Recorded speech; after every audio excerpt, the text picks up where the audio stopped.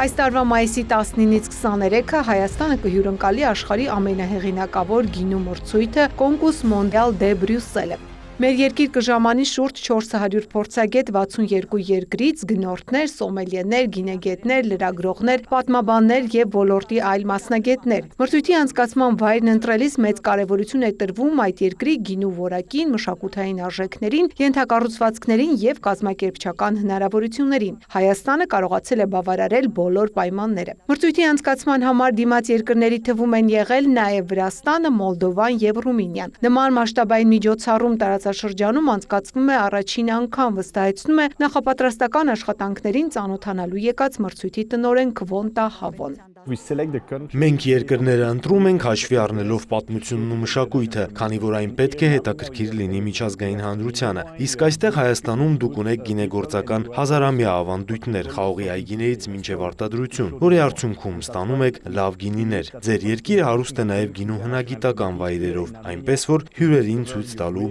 շատ բան ունեք այս առումով։ Միջոցառում ունի նաև զբոսաշրջային եւ բիզնես բաղադրիչ։ Մրցույթից հետո միջազգային լրագրողները 5 օր բացահայտելու են Հայաստանը, ինչը կնպաստի երկրի ճանաչելիությանը որպես զբոսաշրջային ուղղություն։ Սա դրական ազդեցություն կունենա արտահանման, գինու զբոսաշրջության եւ միջազգային համագործակցության զարգացման վրա։ Մրցույթի անցկացումը Հայաստանում ոլորտը ներկայացնող հիմնադրամի 3 տարի տևած հետևողական աշխատանքի արդյունք է։ Սա եւս լավ հետաքրքիր հարթակ է ներկայացնելու Հայաստանը, ներկայացնելու Հայաստանի գինեգործությունը, մեր հրաշալի գինիները։ Սա կարծում եմ ճանաչելիության առումով բավականին լավ հնարավորություն է, բացի նրանից,